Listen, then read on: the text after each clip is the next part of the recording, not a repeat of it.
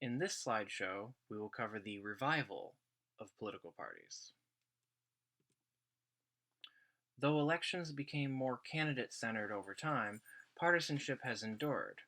Partisanship remained remarkably stable from 1952 to 2014. The number of independents has grown a bit, but most independents consistently vote for one of the major parties. Political scientists often refer to these independents as closet partisans. Figure 12-6 shows the consistency of party identification since 1952.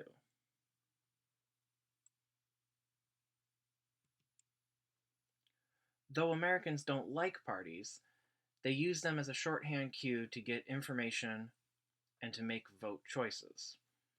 If a voter doesn't know anything about the people running, the D or R next to their name can give them some information about their policy positions. Increasingly, Americans see important differences between the two parties. Their policy positions have, in the eyes of Americans, become more clearly defined.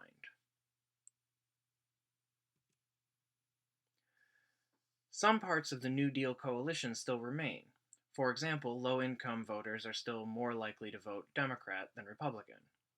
White Southerners have moved themselves into the Republican Party, and African Americans have moved themselves into the Democratic Party.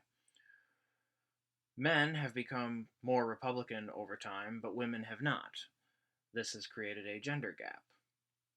The current Republican Party is threatened by demographic change.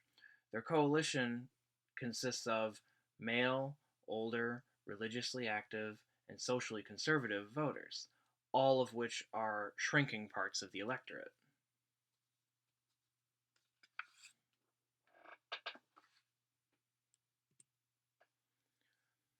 The major parties look very hierarchical,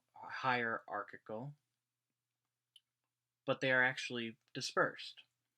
The House and the Senate have their own campaign organizations. Presidential candidates pick their party chairs. State elected officials usually control the state parties, which are not subordinate to the national parties. The parties have innovated in a few ways. Republicans in the 70s used direct mail fundraising to keep a steady source of income. Democrats played catch-up in fundraising efforts until 2008. Now both parties maintain massive databases of voters.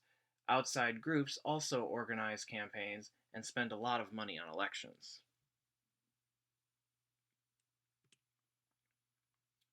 Political parties endure because they have proven useful to politicians and voters, attempting to act collectively within the framework established by the Constitution. The federal system continues to incentivize organizing. Individuals can make low-information decisions using party labels. Winner-take-all elections encourage two parties, which has allowed the parties to make changes in laws and rules that have further kept the two-party system in place.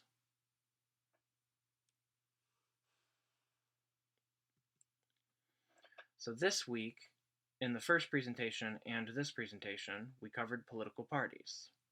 Next week, we will cover interest groups.